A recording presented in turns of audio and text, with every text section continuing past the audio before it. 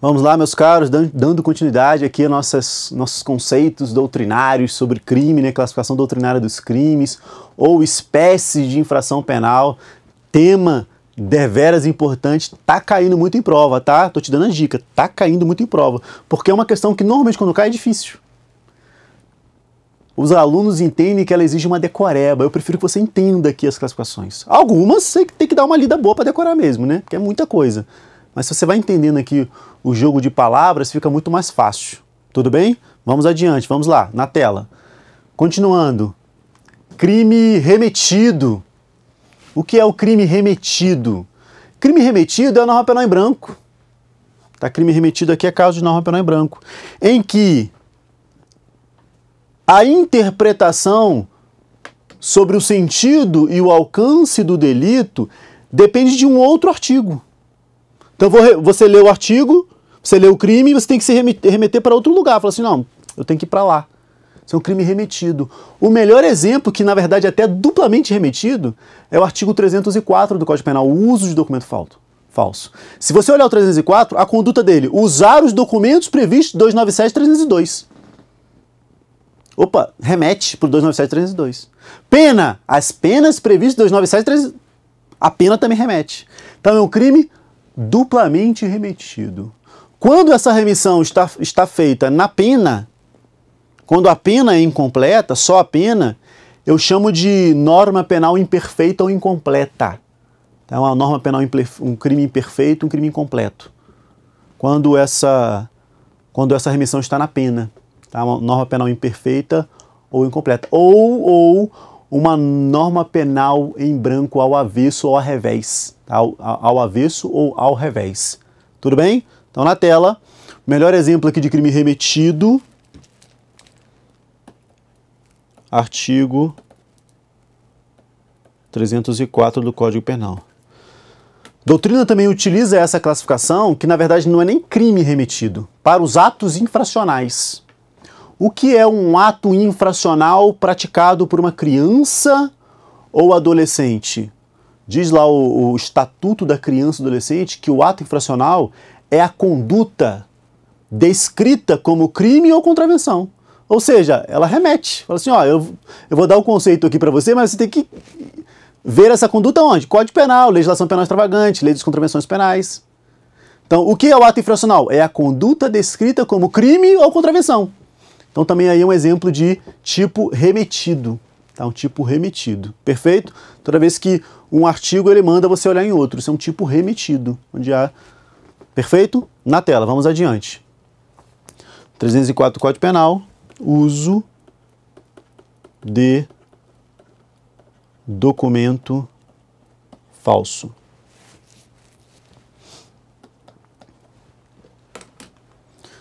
Próxima classificação, crime anão. O que é o crime anão? Crime anão, também chamado, deixa eu ver se eu coloquei junto aqui, não, também chamado de delito liliputiano. Para quem lê o livro aí das terras de Liliput, são homens, meio homens, né, homens anões. É a contravenção penal, tá? Crime anão, delito liliputiano, crime formiga. Perfeito? Crime anão você já viu comigo, o que é o crime anão. Agora, quando você olha de novo para o crime anão, já te soa familiar, né? Nossa, isso aqui eu já vi. Então já tá vendo como você vê de novo, já dá uma melhorada na sua mente? Delito vagabundo, crime formiga, delito liliputiano, crime anão. É a contravenção penal.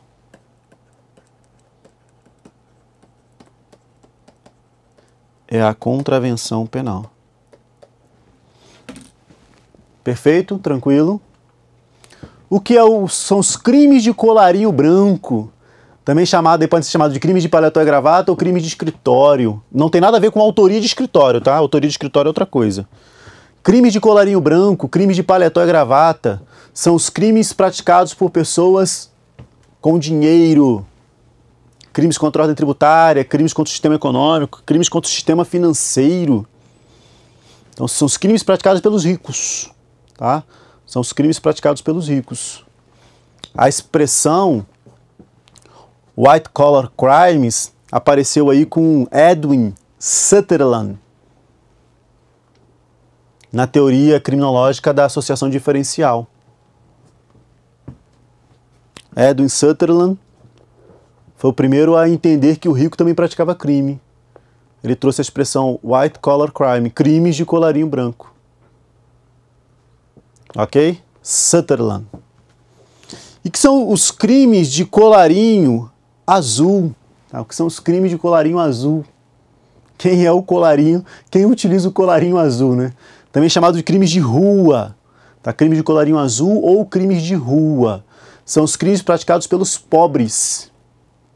Professor, mas pobre não tem colarinho. O colarinho azul aqui é uma remissão ao macacão utilizado pelos operários lá nos Estados Unidos. Então utilizavam lá um macacão azul.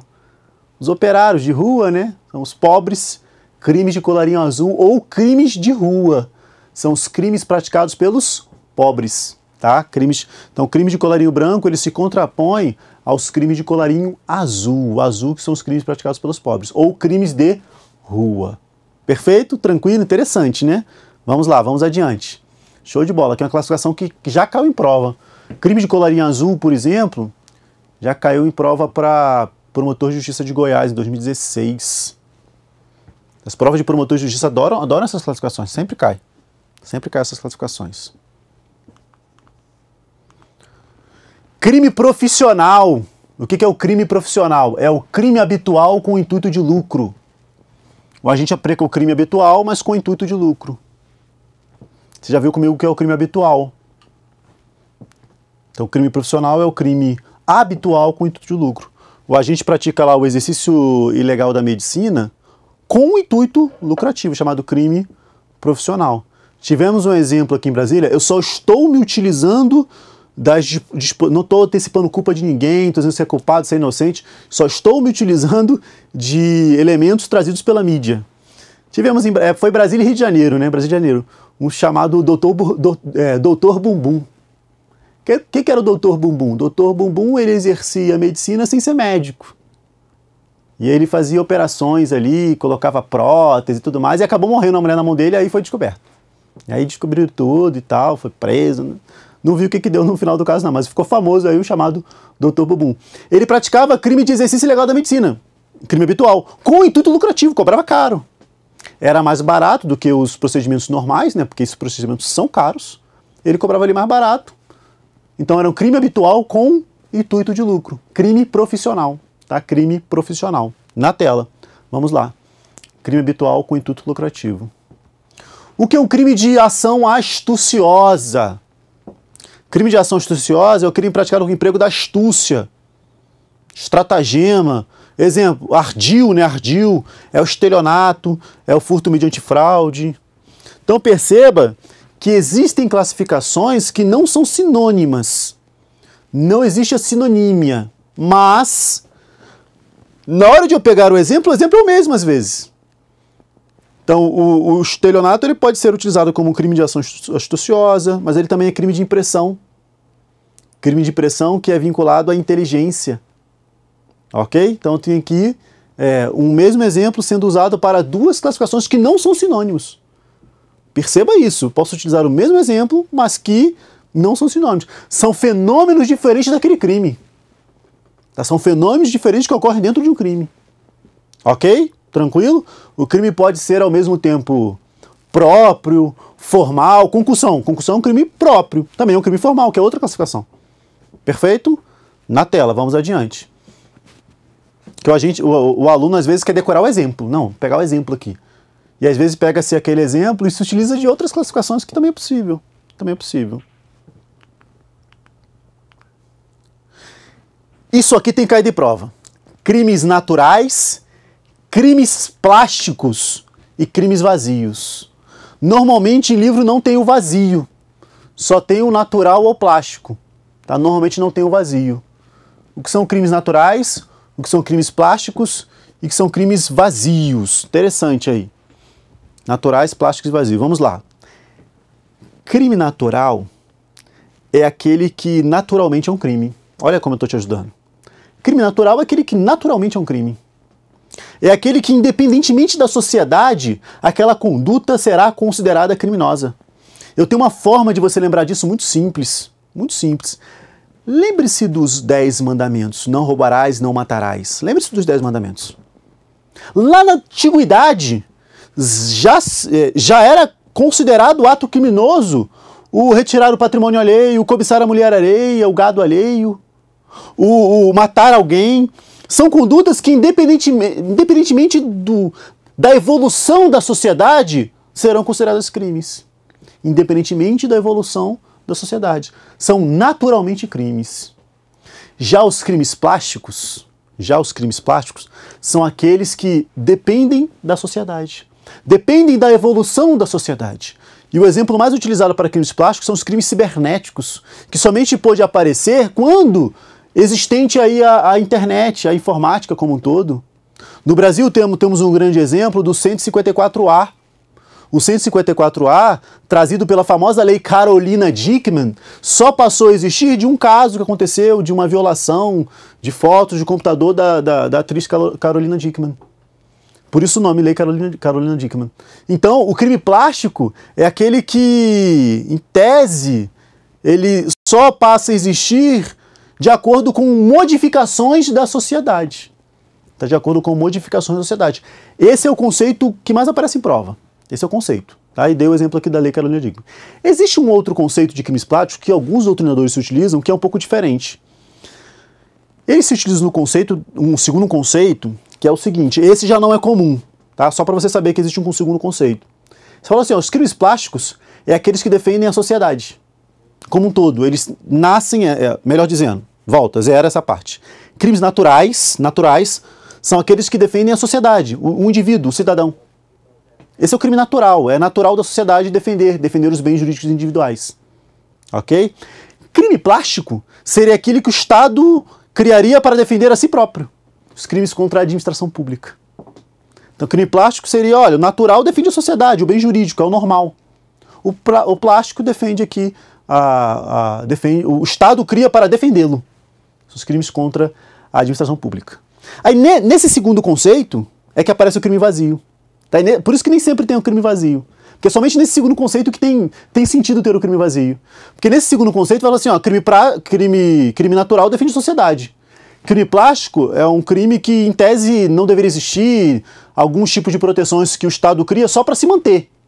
Ele cria o crime só para existir. Assim, não, eu existo e eu crio o crime para poder existir. É o crime plástico. E o crime vazio? É o crime que não teria proteção de nada. É um crime sem proteger nenhum bem jurídico. É o crime vazio. Então, o conceito de vazio é sempre esse, tá? O conceito de crime vazio é sempre esse. Crime vazio é aquele que não protege a nenhum bem jurídico. Tá? Crime vazio é aquele que não protege a nenhum bem jurídico. Professor, como é que eu faço para a prova? Para a prova, diga que crime natural, o primeiro conceito, que é o que cai em prova. Crime natural é aquele crime que independe da evolução da sociedade, ele sempre vai existir. O furto, o roubo, o homicídio, a lesão, sempre vai ser crime. Seja desde os 10 mandamentos, seja até a atualidade. Crime plástico é aquele que nasce, que aparece com a evolução da sociedade. É aquele que aparece com a evolução da sociedade. Crime vazio, você utiliza o único conceito de vazio. É aquele que não protege a nenhum bem jurídico. Tudo bem? É aquele que não protege a nenhum bem jurídico. Aí é chamado de crime vazio. Perfeito? Podemos ir adiante. Isso aí tem caído em prova, tá? Na tela. Caiu na prova segunda fase promotor de Mato Grosso. Caiu também uma prova do Espírito Santo, que era crime plástico. Então pode ser que venha a cair em outras provas também. Normalmente é assim, né? Cai numa prova lá um conceito que ninguém nunca ouviu falar e depois as outras provas copiam. Né? Aconteceu isso com efeito cliquê lá em Direito Constitucional. Caiu para a Procuradoria-Geral da República e todo mundo começou a ensinar. Né? Depois que caiu. Quando caiu ninguém sabia. Sempre assim, né? O examinador ele consegue tirar um nome lá de fim do mundo lá que ninguém sabe. E aí, depois que ele cobra, aí todo mundo fica sabendo. Foi assim com o crime plástico, ninguém sabia. Não era todo o livro que tinha essa classificação, tá? Não era todo o livro. Crime de menor potencial ofensivo. Professor, deixa eu respirar aqui, até que enfim eu tô em casa. Até que enfim trouxe um nome aí que eu conheço. O que é uma infração de menor potencial ofensivo. Na verdade, eu trouxe aqui os crimes de menor potencial ofensivo para trabalhar mais 3 ou 4 classificações contigo. Tá? Não é só ela, não. Ah, professor, essa eu conheço, então eu estou em casa. Não, ainda não. Vamos melhorar isso daqui, tá bom? Na tela. Existem as infrações de ínfimo potencial ofensivo. Ínfimo. As infrações de menor potencial ofensivo. As infrações de médio potencial ofensivo. As infrações graves, grave potencial ofensivo. E os crimes hediondos, são os mais graves ainda. Ok? E eu vou colocar aqui um asterisco para trazer aqui uma situação que vai causar uma interrogação, que não se encaixa aqui na classificação, mas tem que ser encaixada. Vamos ter que criar aqui. Vai estar ali no médio, entre o médio e o grave. Vai ter que ser criada aqui mais uma aqui no meio. Ó. Então essa classificação vai mudar com o tempo. Essa classificação vai mudar. Infração de ínfimo potencial ofensivo. Artigo 28 da Lei de Drogas. Não tem PPL. Lei de Drogas. Não tem pena privativa de liberdade. Não tem pena privativa de liberdade. Infrações de menor potencial ofensivo, contravenções penais e crimes com pena máxima até 2 anos.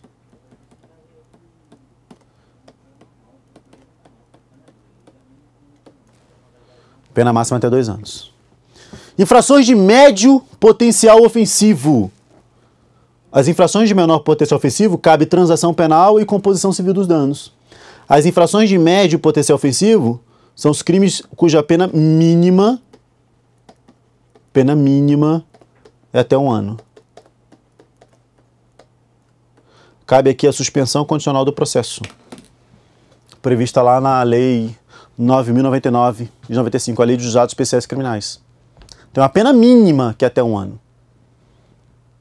São as infrações de médio potencial ofensivo. As infrações de grave potencial é subsidiário. É subsidiário. É quando ela não é menor nem mínima. Ou seja, a pena mínima dela é maior que 1 ano.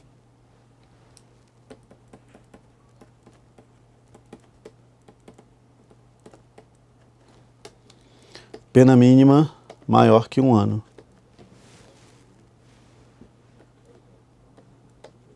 E só entenda o seguinte, ó, não existe o crime com pena em abstrato de 1 ano e meio. Então a pena mínima dele é de 2 anos. Logo, a pena máxima, sem dúvida nenhuma, também é maior que 2. Então ele não é nem de menor potencial ofensivo, porque a pena máxima dele não é até 2. E ele também não é de médio, porque a pena mínima dele também não é 1. Então a pena mínima dele aqui é no mínimo 2.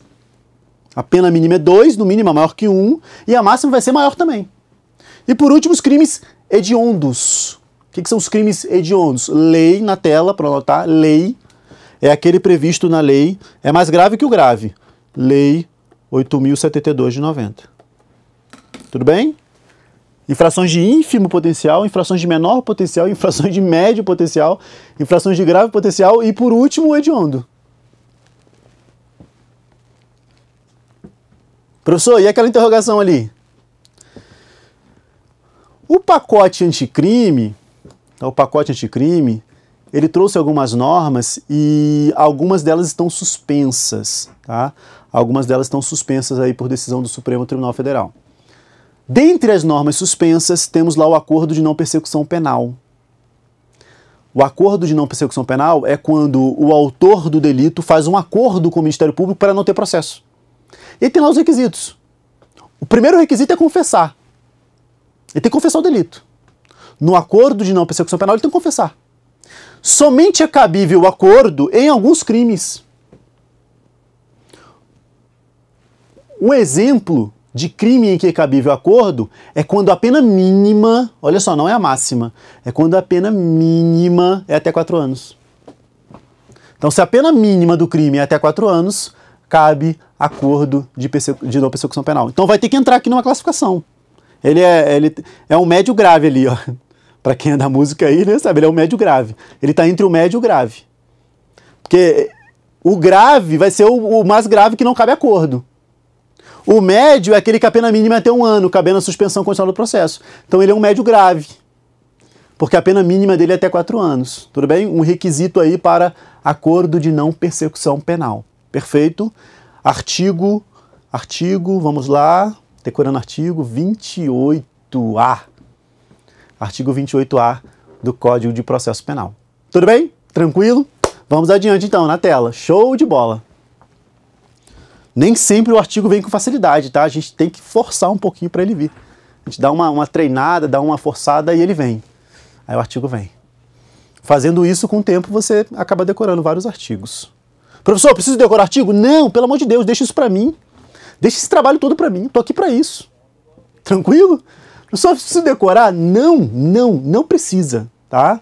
Você tem que conhecer o direito, você não precisa decorar número de artigo, não. Logicamente, alguns mais simples você acaba sabendo, naturalmente. Às vezes é até cobrado em prova, mas isso é exceção, isso é raridade, tá?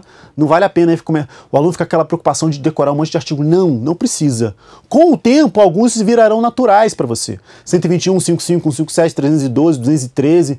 Uma dica de estupro e peculato. O estupro e o peculato, os artigos são ao contrário. 213 estupro, 312 peculato. Então, às vezes, naturalmente vai vir, os delitos vão vir, naturalmente. Tudo bem? Na tela.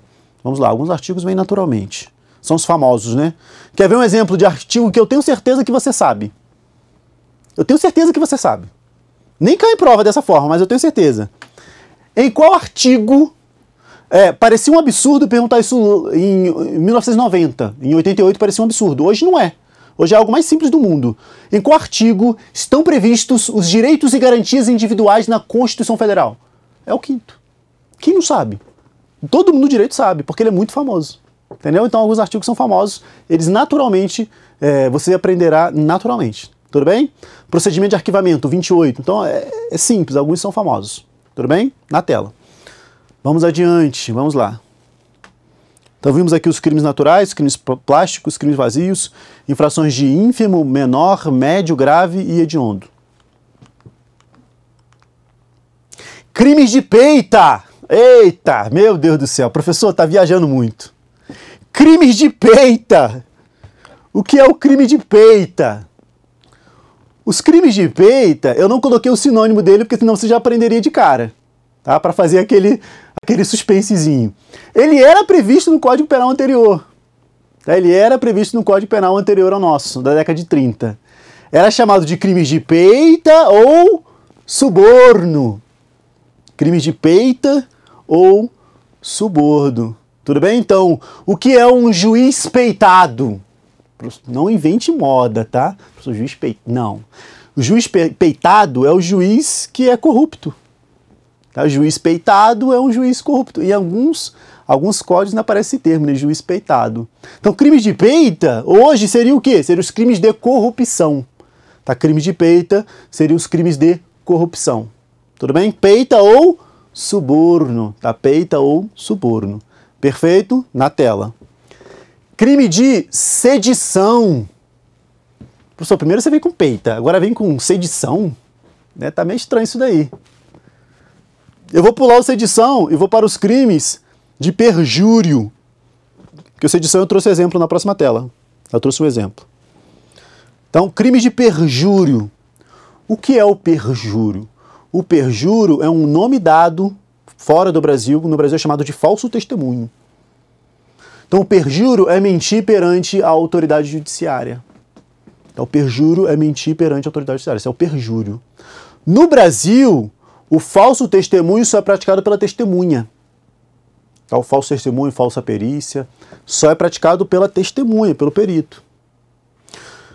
Se você vê muita série norte-americana ou filme, não sei se você já notou, mas normalmente quando o interrogado, o acusado, quando o acusado vai falar, eles colocam a Bíblia, ele levanta a mão e fala: em nome de Deus, eu prometo falar a verdade, nada mais que a verdade, somente a verdade. Então, ele promete, sob a proteção de Deus, ele promete falar a verdade. Quem? O acusado. O acusado. O réu do processo. No Brasil, ele já não promete isso. Porque no Brasil, e muita gente não entende isso, no Brasil, o réu não é obrigado a produzir prova contra si mesmo. Nemo tenere torcida tegere. Ele pode mentir? Pode. E a mentira causará prejuízo a ele? Não. A confissão é atenuante, a mentira não. A mentira não é nada. Ele é autorizado a mentir. O réu é autorizado a mentir. Ele pode mentir. Então, no Brasil, o réu pode mentir. É autorizado a ele mentir. Nos Estados Unidos, réu não pode mentir. Os Estados Unidos, eles têm ali uma diferença na questão da honra deles. Eles tratam a honra conforme... No Brasil, a pessoa mente na cara dura. Lá, a mentira para eles causa ali um constrangimento muito maior. Tá? Mentir para o norte-americano é algo muito mais grave do que para o brasileiro. O brasileiro, às vezes, é até comum, né? A mentira boa ali, digamos assim. Para o norte-americano tem ali uma questão cultural. É até difícil de explicar porque é uma questão cultural. Mas a mentira para eles tem um significado diferente. A honra deles é um pouco diferenciada nesse ponto. Tanto que, no crime de perjúrio, o réu comete. No Brasil, o réu falar a verdade é benefício. Nos Estados Unidos, o réu falar a verdade é obrigação. Ele é obrigado a falar a verdade. Se ele mentir, é perjúrio. Ele está respondendo por um crime, se ele mentir, ele pratica perjúrio. Então, o réu pratica crime de perjúrio nos Estados Unidos. Esse é o equiparado aí do nosso crime de falso testemunho. Lá, até o réu pratica crime de perjúrio. Tudo bem? Para quem vê muito aí séries, temos uma famosa série, não vou falar aqui o nome brasileiro, né? Suits, ou Suits. Né? Suits, fala-se muito aí do perjúrio. Tá? Fala-se muito lá dos perjúrios praticados pelo advogado. Né? Perjúrio que os advogados não querem praticar o perjúrio. Tudo bem? Tranquilo? E o nosso crime de sedição? Não tem nada a ver com o que você está pensando não, tá? Eu fiz uma pesquisa e eu descobri a previsão do crime de sedição no Código Criminal do Império de 1830. E eu trouxe para você, pode colocar na tela. Tá? Código Criminal do Império trouxe aí o crime de sedição. Diferenciando-se da rebelião. Olha lá, sedição. Julgar-se-á cometido este crime, ajuntando-se mais de 20 pessoas, é um crime de concurso obrigatório, tá vendo? Concurso necessário. Armadas todas, ou parte delas, para o fim de obstar à posse do empregado público, nomeado competentemente, e munido de título legítimo, ou para privar do exercício de seu emprego, ou para obstar a execução e cumprimento de qualquer ato ou ordem legal de legítima autoridade. E o crime de rebelião? Julgar-se-á cometido este crime reunindo-se uma ou mais povoações. Só naquela época mesmo para ter povoações, né? Que compreendam todas mais de 20 mil pessoas. Opa, crime de concurso de maior monta aí. Para se perpetrar algum ou alguns dos crimes mencionados nos artigos 68, 69, 85, 86, 87, 88, 89, 91, 92. Pena aos cabeças, prisão perpétua, aí ó, previsão de prisão perpétua, com trabalho no grão máximo, de prisão com trabalho por 20 anos no médio e por 10 no mínimo. Então, no grão máximo aí é a cabeça máxima, prisão perpétua. De prisão com trabalho por 20 anos no grão médio e no grão mínimo 10 anos no mínimo. Show de bola, né? Interessante dar uma olhada aí nos crimes antigos. Então, o crime de sedição, hoje ainda teríamos uma pequena ideia. Alguns dizem que estaria ali nos crimes contra a segurança nacional, a Lei 7.170, que o novo Código Penal a revogaria e trazia o crime de sedição para dentro do Código Penal. Então, as pessoas se juntariam para quê? Para a prática de ato legítimo pelo Estado, ela proibir. Não deixar o julgador julgar, proibir o juiz de julgar. Crime muito comum, que era muito comumente praticado, apesar de falta de tipicidade, em época eleitoral. Porque eu proibia ali um grupo, ele se juntava para que a eleição não acontecesse naquela região. Isso era o crime de sedição. Uma pequena revolta. Então a rebelião seria algo grande, um povoado grande, e a sedição é algo pequeno. Não deixar a autoridade competente realizar um ato oficial. E aí trouxe aqui os exemplos de não deixar o empregado tomar posse e tal. E no final ela fala, não, e obstar qualquer cumprimento. Então esse finalzinho aqui traz o verdadeiro conceito do crime de sedição. Tudo bem? Você aprendeu o que é o crime de peita, Você aprendeu que é o crime de sedição? Olha quantos nomes interessantes estão aparecendo para você. Em prova, seu material vai estar completinho. Tudo bem? Acabou? Não acabou ainda. Estou no finalzinho. Próximo bloco eu termino com você. Tudo bem? Te espero na sequência. Tchau, tchau.